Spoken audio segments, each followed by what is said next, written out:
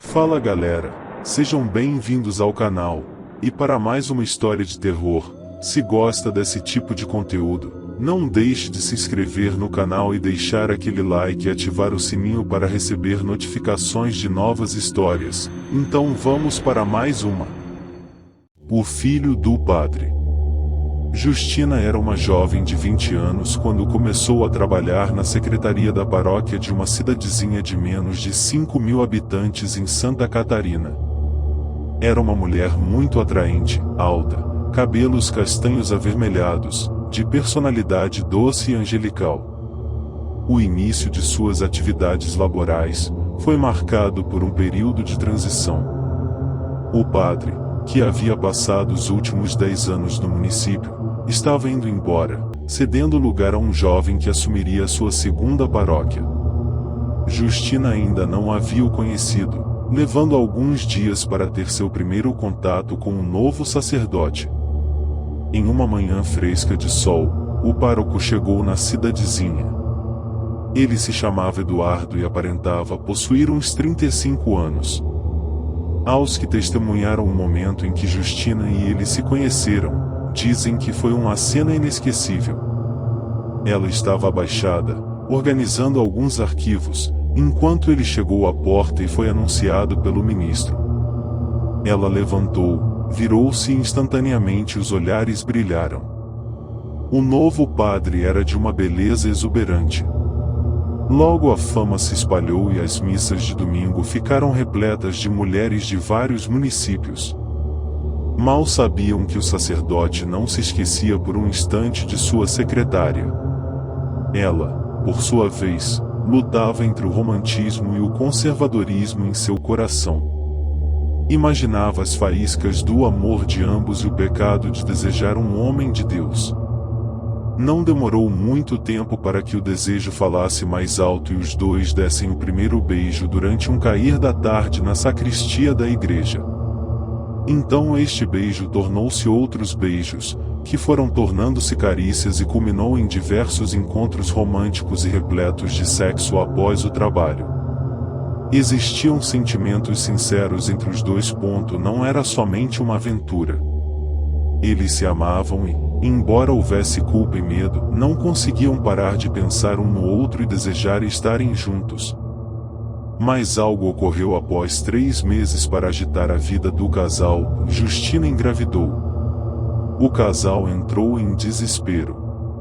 Já existiam alguns boatos sobre os dois, devido à intensidade com que se olhavam, os sorrisos ao conversar, a admiração e insistência em falar um sobre o outro.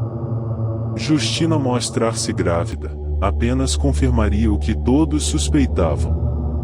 Assim Eduardo ficou em desespero. Sua atitude foi de falar com a família de Justina alegando que ela tinha vontade de estudar e que ele havia conseguido uma oportunidade em Minas Gerais, onde ela faria um curso e cresceria muito na vida. A família confiou cegamente no padre e Justina só soube daquilo depois de fecharem o acordo. Ela foi para Minas Gerais com Eduardo e ele a deixou em um convento em Belo Horizonte. Disse que em breve voltaria e que ali estaria protegida. Porém, ele sumiu. Ela passou meses e meses esperando uma carta ou uma ligação, mas ele nunca dava notícias. Em uma das tentativas de falar com ele, soube que ele havia pedido transferência para São Paulo. Ela estava sozinha com esta gravidez e o bebê quis nascer antecipadamente. Justina sentiu em seu trabalho de parto uma energia muito estranha entre as freiras que a auxiliavam. Ela começou a imaginar que iriam tomar o filho dela, o que ocasionou maiores complicações no parto, devido ao nervosismo que estava sentindo. A criança nasceu após 14 horas de trabalho de parto. Houve muita agitação durante o nascimento da criança. A parteira demonstrou-se espantada com o que viu e as demais freiras igualmente assustadas.